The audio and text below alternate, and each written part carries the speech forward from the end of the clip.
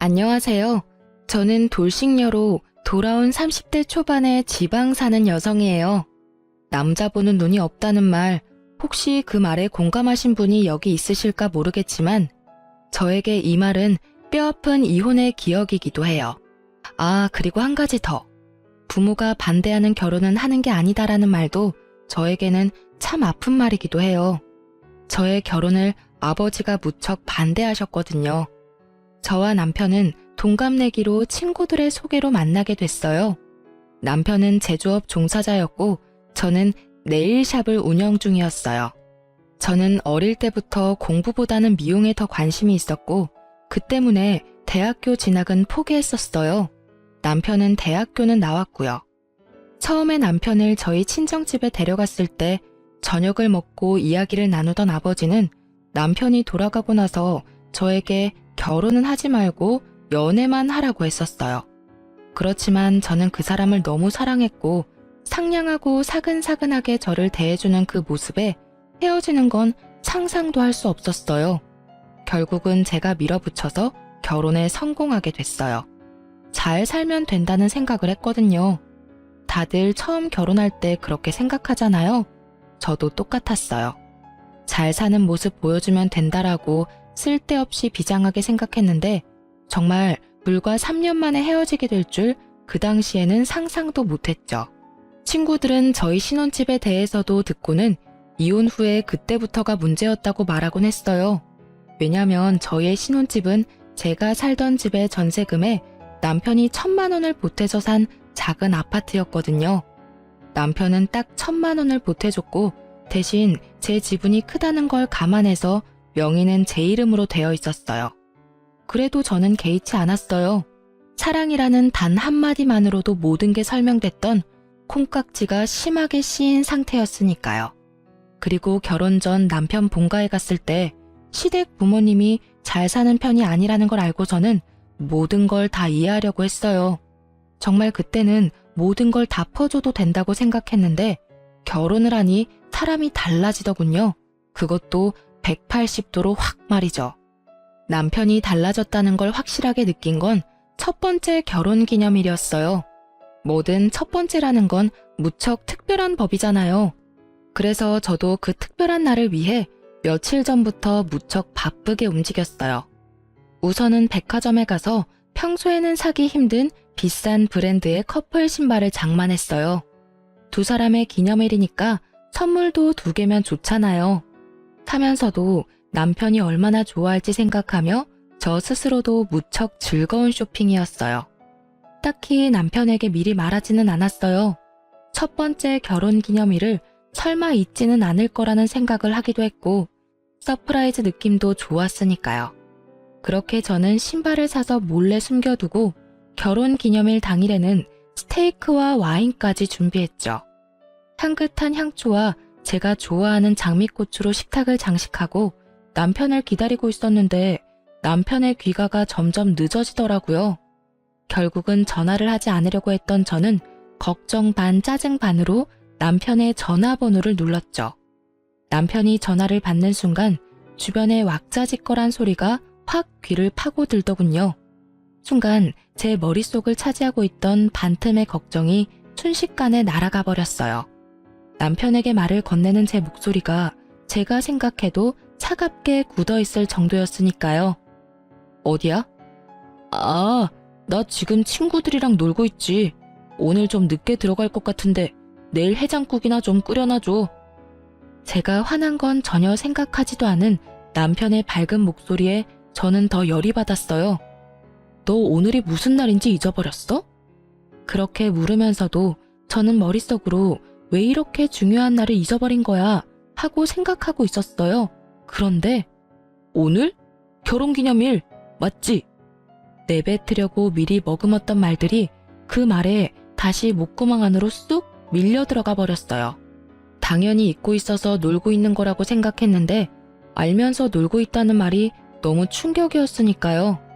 제가 말을 잊지 못하니 남편이 먼저 말하더군요. 내가 안 와서 화났어? 자기가 좀 이해해.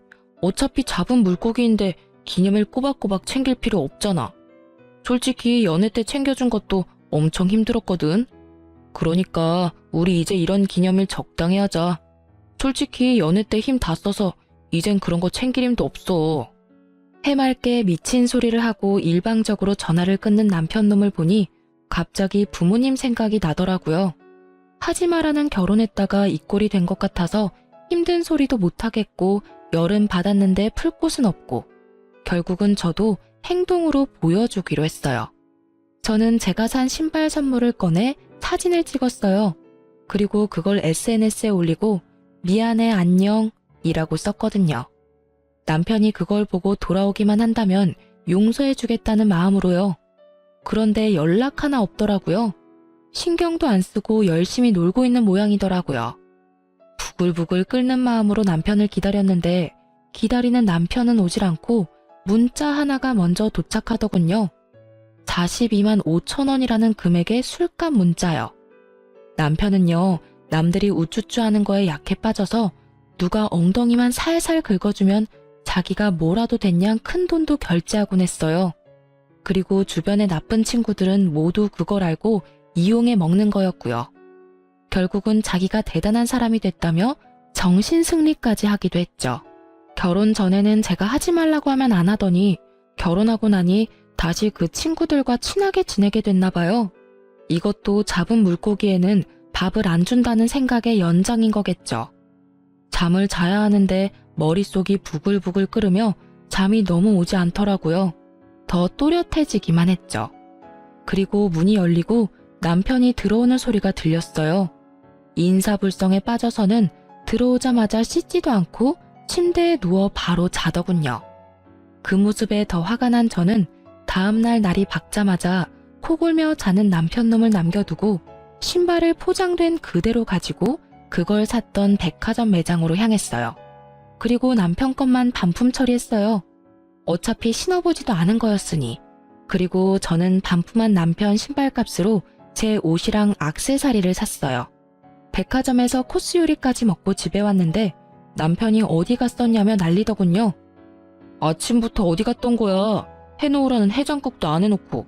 어제 결혼기념일 안 챙겼다고 설마 삐쳐서 밥도 안 해놓고 남편 굶긴 거야?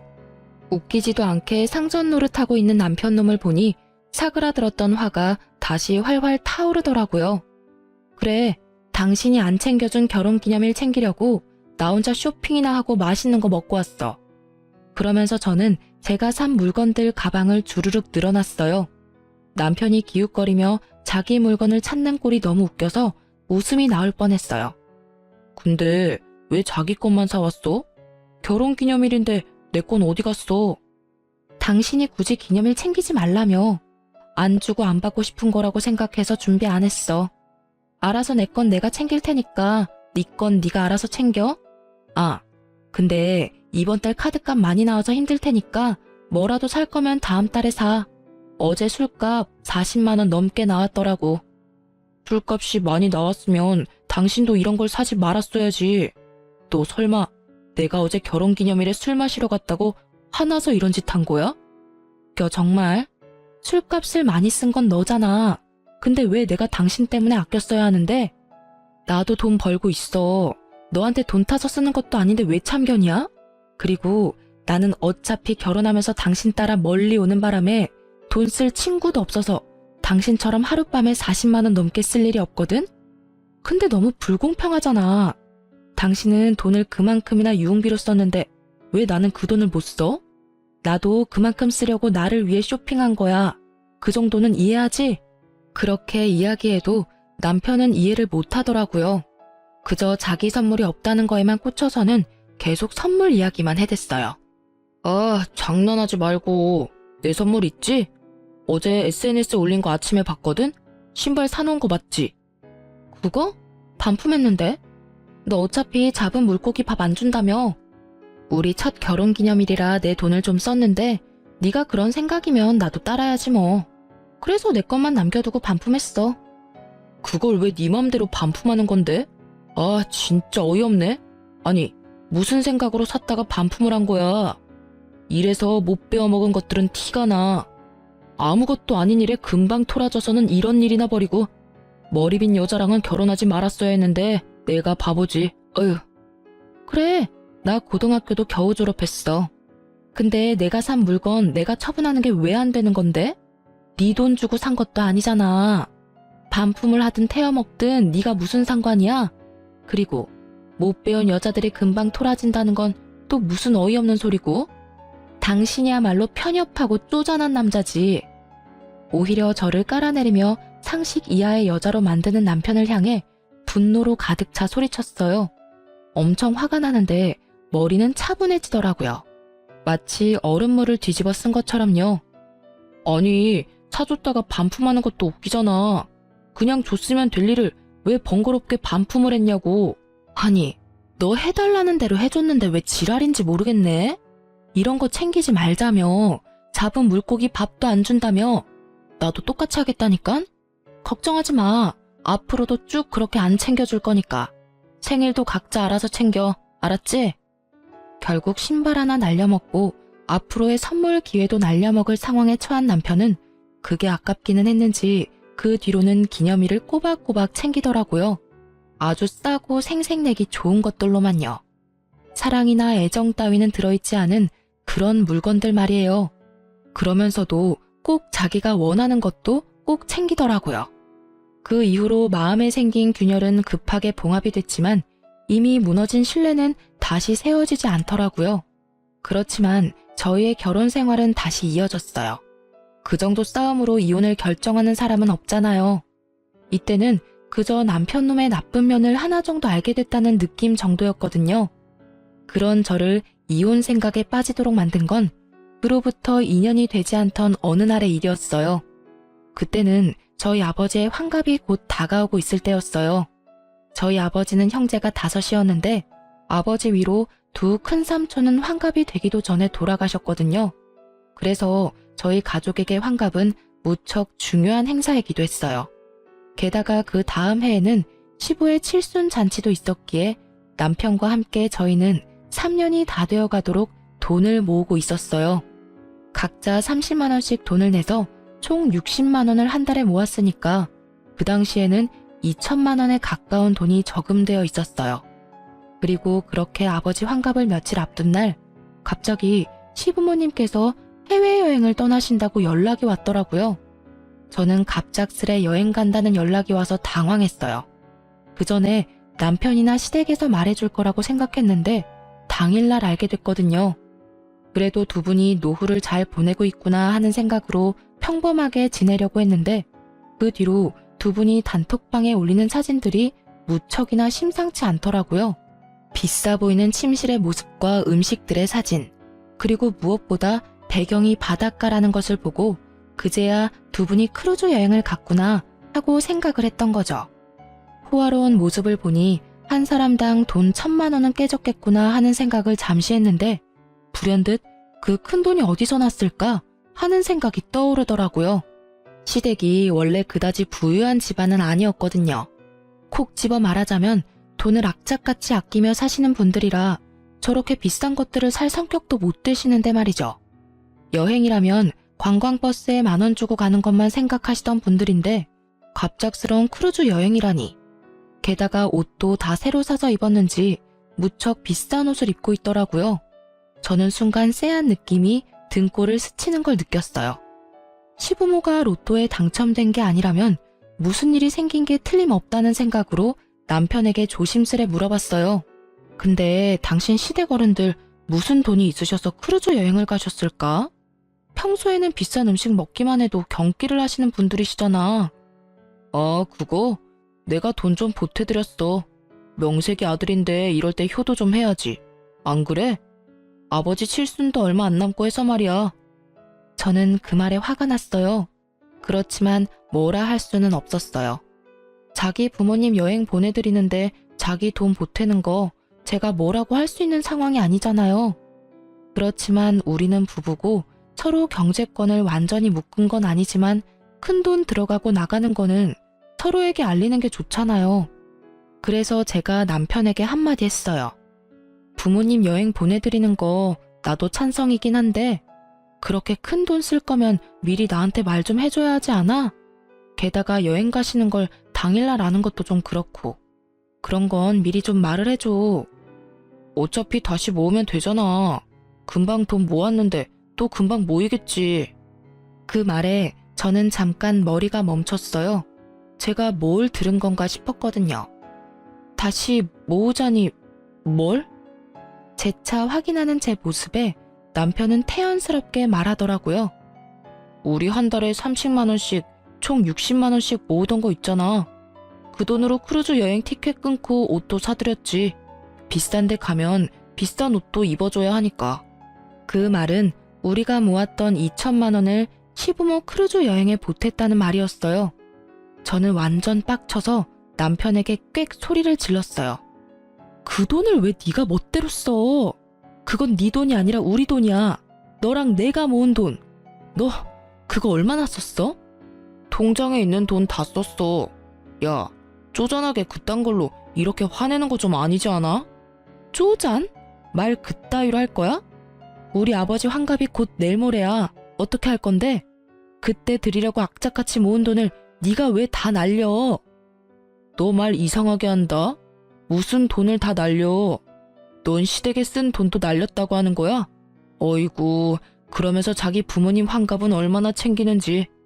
어차피 환갑 요새 중요하지도 않은데 그냥 넘어가면 될 일이지. 뭘 그렇게 목숨 걸듯 이야기하고 난리야? 뭐가 그리 당당한지 얼굴 빳빳하게 쳐들고 저한테 한 소리 하는 남편놈의 얼굴에 진짜 돌아버리겠더라고요. 내가 분명히 말했잖아. 우리 큰아버지들 다 환갑되기 전에 돌아가셔서 우리 집에서는 환갑도 중요하다고. 아니, 이렇게 네 멋대로 살 거면 결혼은 왜 했어? 이딴 식으로 행동할 거면 우리 이혼해. 이혼? 나는 절대 이혼 못해. 아니지, 안 해.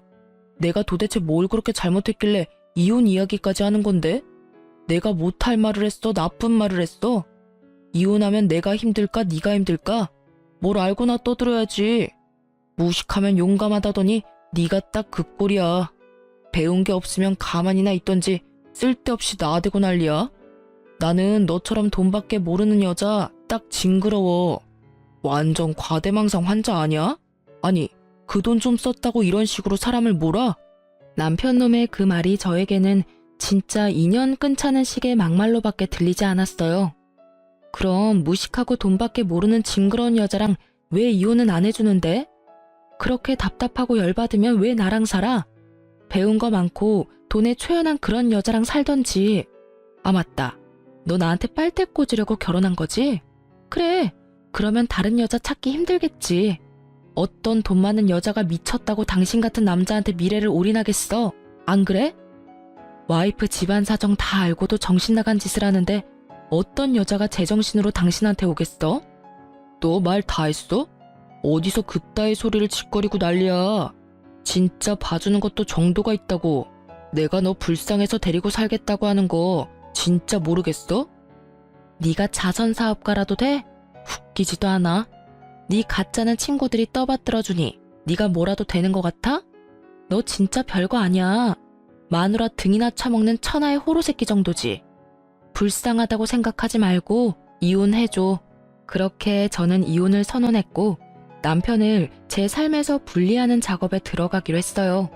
그런데 그 대화를 나눈 다음 날도 남편한테 이혼 서류를 가지러 간다고 말했지만 혼자 유유자적하더라고요. 당신이 나 같은 남자를 어디서 만나? 나랑 이혼하면 무조건 망할 건데 무슨 배짱으로 이러는지 원. 내가 넓은 마음으로 용서해 줄 테니까 나한테 미안하다고 하고 끝내. 어? 이렇게 말하는 꼴을 보니 용서할 마음이 생기겠어요? 생기더라도 당장 달아났겠죠. 그런 제 속도 모르고 남편놈은 저한테 사과하라며 난리더라고요. 상황이 이해가 안 가나 봐요. 미쳤어? 헛소리 그만하고 당장 이 집에서 나가. 난 당신 얼굴 꼴도 보기 싫으니까. 당장.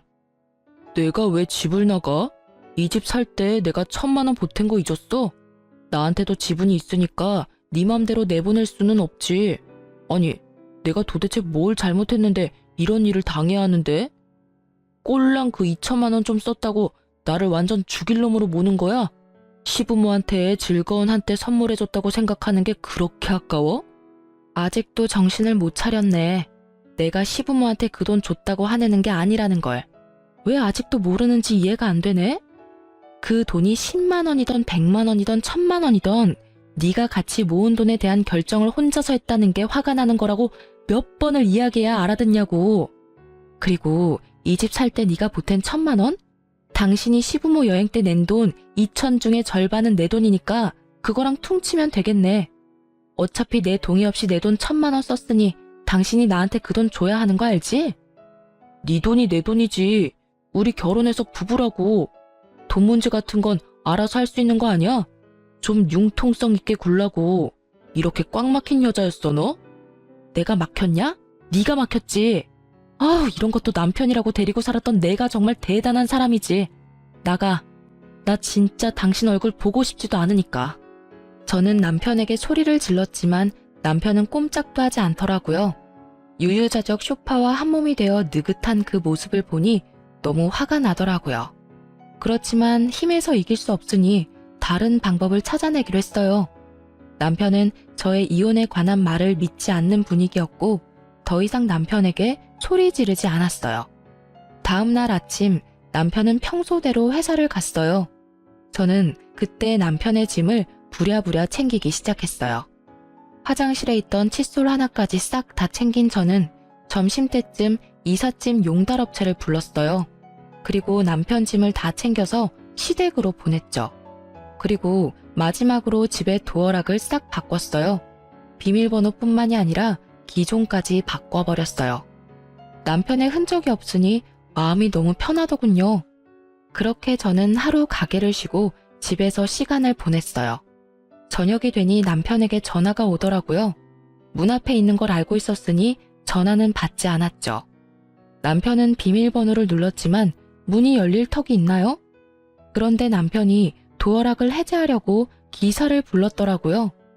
문 밖에서 기사가 남편과 이야기를 하는데 제가 소리를 질렀죠. 기사님, 집에 사람 있으니 도어락 열지 마세요. 문 열어주시면 주거 침입죄로 신고할 거거든요. 그리고 옆에 있는 남자분께 여기 더 이상 네 집 아니니 시댁으로 가라고 전해주세요. 제 말에 밖에서 소리가 나더니 결국 기사가 돌아간 듯 하더라고요. 남편은 집에 들어오지 못한 채 밖에서 고래고래 고함을 질렀죠. 야, 문 안 열어? 지금 장난치는 거야 뭐야? 빨리 열어. 열셀 때까지 안 열면 진짜 너 험한 꼴 볼 줄 알아? 이 무식한 여자야. 문 열 생각 없고 짐은 하나도 빠짐없이 시댁에 보냈으니 거기서 지내. 이혼 서류는 내일 보낼게. 장난쳐? 당장 문 열라고. 네가 뭔데 집 문을 걸어 잠궈? 고래고래 소리를 지르던 남편 놈은 옆집 사람의 항의에 결국 꼬리 내리고 시댁으로 가더군요. 저는 속이 시원하더라고요. 남편 놈 얼굴 안 보는 게 어찌나 속이 시원하던지. 다음날 저는 이혼 서류도 시댁에 보냈어요. 시부모님이 안 계시니 그 사이에 해결할 생각이었죠. 그런데 며칠 뒤 크루즈 여행에서 돌아온 시모가 저에게 전화를 했어요. 얘야, 여기 무슨 서류가 왔는데 이혼 서류라고 하는구나. 혹시 너희들 무슨 일이 있니? 우리 집에 아버 모시며 짐까지 다 보내놓고 여기서 회사를 다니고 있으니 대관절 이게 다 무슨 일이야? 어머님, 이런 말씀 드리기 전에 해결하려고 했는데 그 사람이랑 저 이혼하기로 했어요. 지금은 저만 이혼을 원하는 상태고 남편이 계속 거부하면 소송할 거고요. 왜 갑자기 이혼을 해? 너희 그렇게 잘 지내놓고선. 시모의 놀란 목소리가 들렸어요. 저는 시모에게 다 털어놓기로 했어요. 시댁에서도 이제는 알아야 할 상황이기도 했고요. 그 사람이 저희가 같이 모은 목돈을 몰래 혼자 다 썼더라고요. 다른 건 다 용서해도 그건 좀 아니잖아요. 개인 돈도 아니고 우리가 같이 사용하는 돈을 어떻게 그렇게 함부로 사용할 수 있어요? 그럴 리가. 걔는 절대로 그런 애가 아니야. 설마 그렇다 하더라도 필요한 곳에 썼겠지. 필요한 곳이기는 했죠. 두 분 호화 크루즈 여행 갈 때 쓴 돈이 그 돈이거든요. 저도 두 분 여행 보내드리는 거에 불만은 없어요.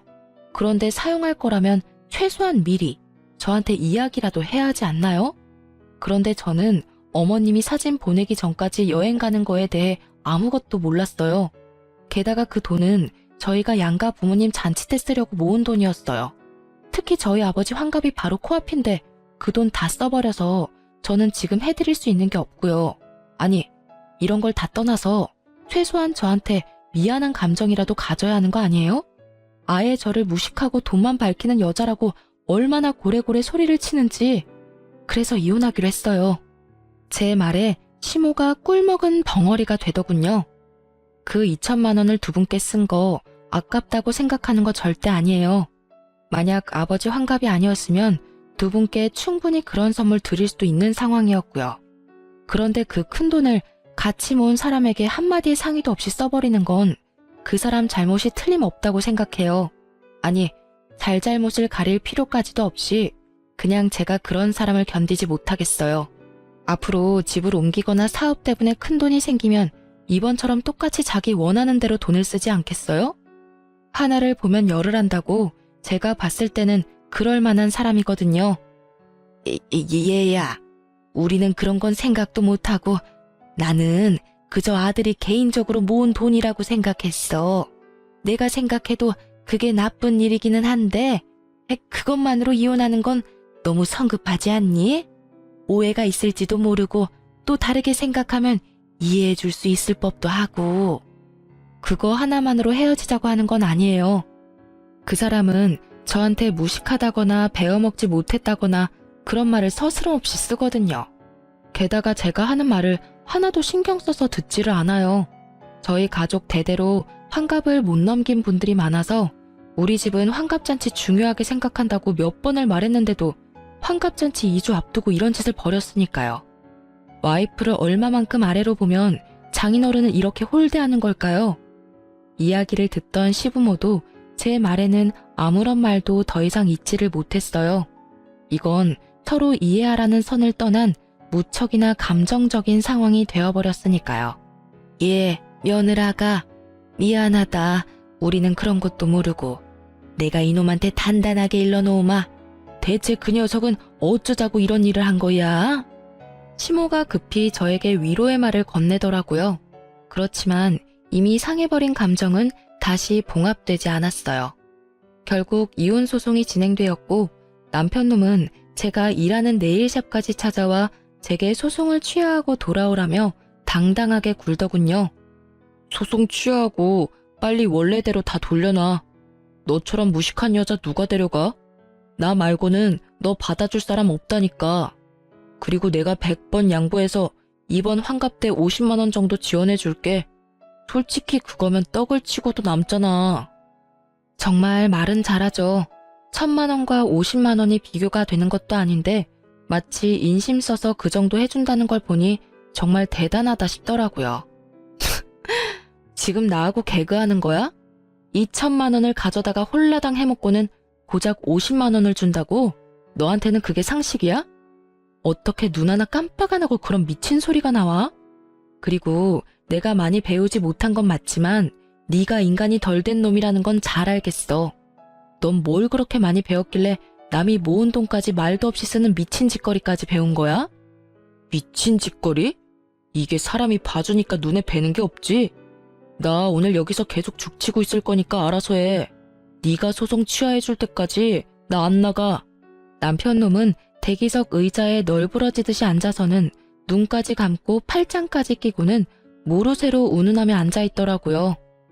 웃기지도 않네. 그렇게 대단한 님께서 왜 나 같은 별 볼 일 없는 여자랑 이혼을 못해서 그렇게 난리야? 혹시 집 때문에 그런 거야? 아니면 또 돈 모아두면 다 가져가려고 그런 거야? 짐작하는 곳이 너무 많은데 다 나쁜 이유들 뿐이라서 나는 이혼 소송 취하할 이유가 없는데. 저는 남편놈을 향해 쏘아붙였어요. 정신 나간 헛소리를 실실 하는 거 보니 진짜 실성이라도 했나 싶었거든요. 제 말을 듣고도 들은 척도 안 하는 남편놈을 보고 제가 말로 해서는 안 될 것 같아서 그 길로 친오빠들에게 전화해서 저의 네일샵으로 불렀어요. 남편놈이 남의 영업장에서 일을 방해하고 있다가 들어오는 오빠들의 모습에 그나마 정상적인 모습을 취하더군요. 이 양반이 또 여기서 이러고 있네. 당장 여기서 나와. 남의 가게 영업 방해하지 말고. 오빠 셋이 그놈 앞에서 으름장을 놓는데도 철면피를 쓴 이 남자는 더욱 뻔뻔하게 굴더라고요. 아니 형님, 저희는 아직 결혼한 사이예요. 와이프 옆에 있는 게 뭐가 그렇게 잘못된 건가요? 그리고 남의 부부 일에 참견하지 마시죠. 잘못이지. 동생이 싫다는데 계속 이러는 거 스토킹인 거 몰라? 그리고 우리는 처음부터 널 우리 가족으로 생각한 적 없어. 동생이 너무 원해서 결혼을 시켜준 것뿐이고 다행스럽게도 이제라도 헤어진다는데 당연히 도와줘야지. 그러니 더 이상 동생 괴롭히지 말고 썩 꺼져. 괴롭히기는 누가 괴롭혔다고 그럽니까? 그냥 오해가 좀 쌓인 것뿐이라고요. 이야기하다 보면 다시 돌아올 일이고 다시 얼굴 맞대고 살다 보면 좋아질 일이고. 마치 자신은 하늘을 우러러 한 점 부끄럼 없다는 듯 당당하게 말하는 걸 보니 제 뱃속이 다 꼬이더라고요. 좋아지기는 혼자 김칫국 마시지 말고 나가라니까. 한 번만 더 우리 동생 괴롭히면 그때는 주저하지 않고 경찰에 신고할 테니까 알아서 하라고. 결국 3명의 오빠들에게 한 소리 거하게 들은 남편놈은 투덜대며 돌아갔어요. 저는 오빠들에게 너무 미안한 마음뿐이었어요. 그렇지만 오빠들은 역시 제 편이더라고요. 저 자식 또 오면 우리한테 전화해. 어차피 우리 다 근처에 있잖아. 우리 없으면 아버지 불러도 되고. 아빠는 너무 미안해서 못 불러. 그렇게 반대하는 결혼했었는데 이제 와서 도와달라고 하는 것도 죄송스럽고. 걱정하지 말래도 아빠가 너한테 쏟는 애정이 보통은 아니잖아. 그러니까 다음에 이런 일 있으면 아버지 불러. 알았지? 저는 오빠의 말대로 하기로 했어요. 그리고 남편놈이 사업장 근처에 얼씬거리기만 해도 오빠들을 소환했어요. 그리고 그렇게 얼마 지나지 않아서 남편놈은 체념한 건지 더 이상 오지 않더라고요. 그리고 이혼 판결이 났어요. 어차피 결혼 생활도 길지 않았고 재산 분할은 예상한 바와 크게 다르지 않더라고요. 그 집은 제 품에 돌아왔지만 사실 더 이상 살고 싶은 마음도 없었고 그 집이 제가 원했던 집도 아니었거든요. 그저 전 남편 사정에 맞춰 찾은 집이었을 뿐이니까요. 그래서 소송 끝나고 법률 관계 정리 끝나고 나서는 후다닥 집부터 팔아버렸어요. 그런데 이렇게 모든 게 깨끗하게 끝났으면 좋았을 텐데 갑자기 전 남편이 제 가게로 다시 찾아왔더라고요. 구질구질하게 구는 남편놈 때문에 진절머리가 날 지경이었지만 가게에서 난동을 피우며 헛소리를 하더라고요. 아니, 왜 네가 집을 가져가? 그 집 살 때 나도 돈 1,000만 원 낸 거 알잖아. 그러면 나한테도 뭐 좀 떨어져야 하는 거 아니야? 이건 한참 잘못됐어. 소송이 잘못된 거라고. 게다가 애초부터 잘못은 네가 했는데 피해는 내가 봐야 하는데 둘이 같이 모은 돈이니 내가 어떻게 쓰던 네가 따라와주면 될 일이잖아. 네가 이해심이 모자라서 이혼을 하게 됐는데 피해는 왜 내가 받아야 하냐고. 구구절절 하는 말마다 내게 잘못을 떠넘기는 걸 보니 여전히 반성이라고는 하나도 안 하고 있더라고요. 그 이야기를 듣고 있던 제가 열받아서 한 소리 하려는데 네일샵 안쪽으로 아버지가 들어오시더라고요. 제가 이혼한 걸 최근에 알게 되신 아버지는 남편놈이 저번에 가게에서 난동 피운 걸 오빠들에게 듣고서는 이렇게 제 작업장 근처에 항상 계셨거든요. 남편놈 오면 꼭 한마디 해줄 거라고 말이죠. 전 남편은 이제는 눈에 뵈는 것도 없는지 제 아버지를 보고도 남편놈은 뻔뻔하게 굴더라고요. 그래도 큰 소리를 치지 못하는 눈치였어요. 아니 이게 누군가? 내 딸하고 이혼한 사람 아닌가? 그런데 왜 여기 있어? 애저녁에 똑똑하고 마음씨 넓은 여자 찾아 떠난 줄 알았더니. 아니 장인어른, 어르신도 생각해보세요. 이 상황이 제가 잘못해서 벌어진 일이냐고요. 저는 우리 부모님께 효도 한번 한 것뿐이고 솔직히 결혼했으면 시댁 부모 챙기는 것도 당연하잖아요. 그런데 왜 제가 이혼을 당하고 집까지 뺏겨야 하는지 이해가 안 돼서 그럽니다. 그래, 각자 부모 챙기는 건 당연하지. 그런데 그럴 거였으면 자네 돈으로 효도하지 그랬어. 마누라 돈으로 생색냈으면서 사과는커녕 뻣뻣하게 굴지 않나. 그리고 무식하다고 욕할 때는 언제고 지금 여기 와서 이러고 앉아있어. 절이 싫으면 중이 떠나는 법이지. 자네가 집 가진 우리 딸이 싫으면 자네가 떠나는 게 맞지 않나. 설마 이제 와서 사랑 같은 정신 나간 소리 하려는 건 아닐 거고. 그럼 그 집이 그렇게 아깝나? 그렇게 말씀하시면 안 되죠. 소송 자체부터가 잘못된 거라고요. 저는 하늘에 맹세코 잘못한 게 없고 왜 피해는 제가 고스란히 다 받아야 되는지 모르겠습니다. 와이프가 시댁을 모시지 않은 게 더 큰 잘못이라고요. 그러니까 같이 살던 집의 절반은 제 것이나 다름없고요. 그게 무슨 말도 안 되는 소리야. 잠깐 기다려봐라. 그래, 자네가 그 집 마련할 때 얼마 냈지? 딱 1,000만 원이라고 알고 있네. 그렇다면 자네가 쓴 2,000만 원에 대해 아무 책임을 물지 않을 테니 자네도 그 집에 쓴 1,000만 원에 대해서는 아무 책임을 묻지 말게. 계산은 그거로 끝이야. 그렇지만 저도 재산 형성에 크게 도움이 됐다고요. 그 부분을 인정을 안 해주시니까 제가 돈을 벌어서 엄한데 썼겠습니까? 다 가족을 위해서 쓴 거지. 그러니 재산 형성에 도움이 된 거잖아요. 야, 네 그 쓰레기 같은 친구들한테 한 달에 100만 원을 뜯기는 호구가 너야. 그 친구들이 너 좋아서 네 옆에 있는 줄 알지? 다 네가 돈을 그만큼 쓰니까 옆에 붙어서 알랑거리는 거지. 돈 없어 봐. 네 옆에 있겠어? 그래놓고 뭐? 가족을 위해서 썼다고? 결혼하고 기념일마다 날 챙겨주기를 했어? 선물을 사주기를 했어? 아무것도 해준 것도 없는 주제에 뚫린 입이라고 막말한다 이거지? 재산 형성에 도움이 돼? 지랄하네. 돈 한 번 갖다 주지도 않고 쓰기만 한 네가 무슨 자격으로 여기 와서 이러고 있는 거야? 그러고도 네가 인간이냐? 야, 네가 아무것도 몰라서 그러는데 나도 충분히 남편으로서 부부의 일원으로 재산 형성에 도움이 됐다고. 그리고 친구들한테 돈 쓰는 건 유흥비라고. 너랑 외식할 때도 돈 냈잖아. 어디서 못 배운 티를 내? 네가 뭐 법률적으로 아는 게 있긴 해? 어디서 주워들어가지고 어림짐작하는 것 같은데 제발 좀 제대로 알고 이야기를 해. 결국은 아버지 앞에서도 못 배웠네 어쩌네 입을 놀린 남편놈을 보며 저는 눈앞이 캄캄하더라고요. 그 이야기를 듣던 아버지가 한 소리 하더군요. 그래, 자네 말대로 우리 딸이 배움이 부족하기는 하지. 그런데 그렇게 부족한 우리 딸에게 많은 게 하나 있어. 이제 와서 자네한테 이런 말 하는 게 미안해서 말 안 하려고 했는데 말이지. 우리 딸은 돈복이 많지. 자네가 있는 이 건물이 누구 것인지 모르지?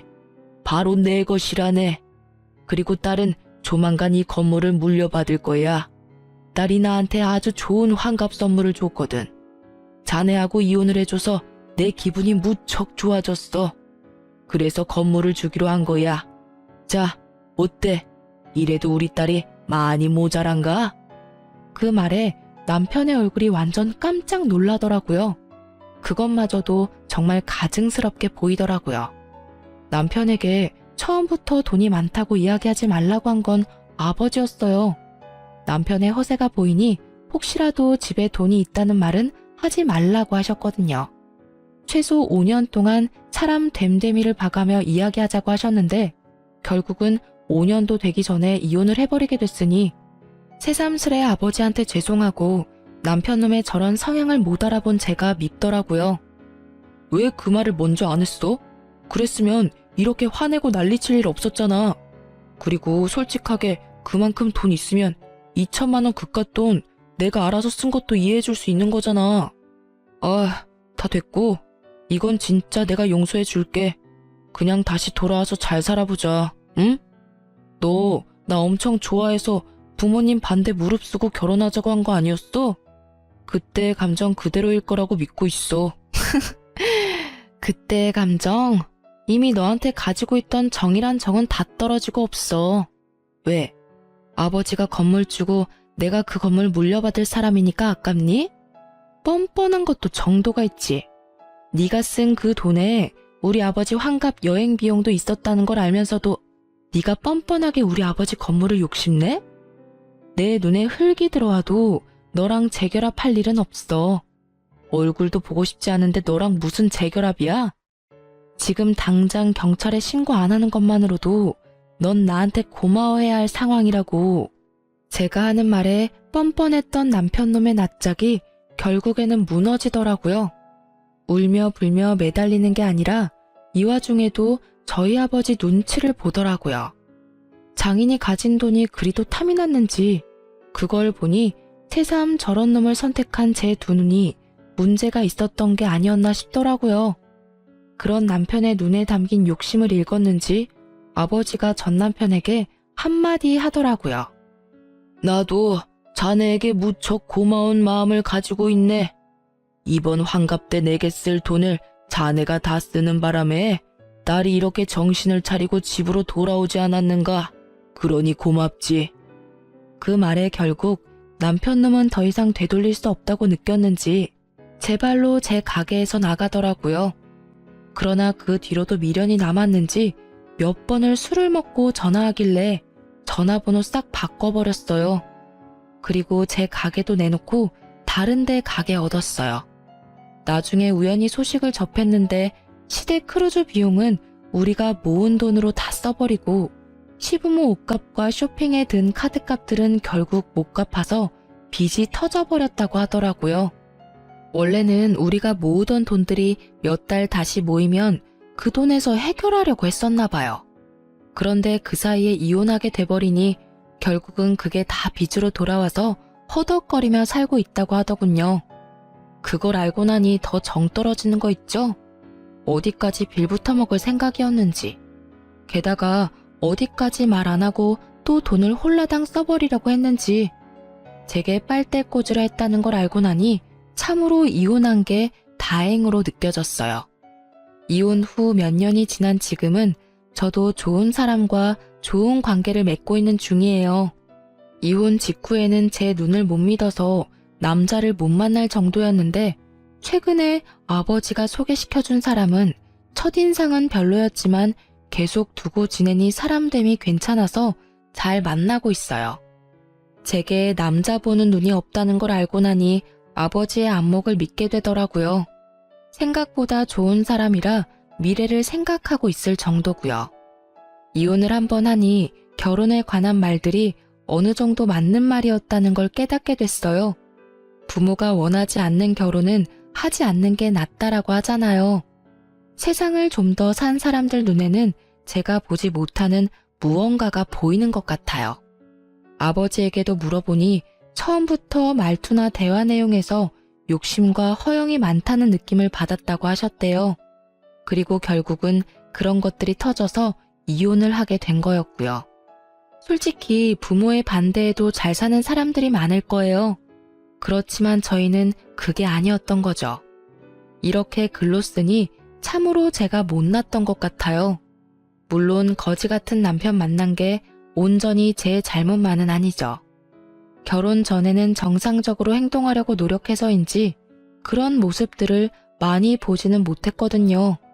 정말 사소하고 작은 것들에서 그런 모습들을 발견할 수 있는데 저에게는 그런 경험이 없었던 거예요. 제가 사람 보는 눈이 없다는 것보다도 상대방을 속이는 사람을 조심하라는 말을 하고 싶어서 글을 쓰게 됐어요. 쓰고 나니 후련하기도 하고 자아성찰이 되네요. 긴 글 읽어주셔서 감사하고 모두 행복한 하루 보내세요.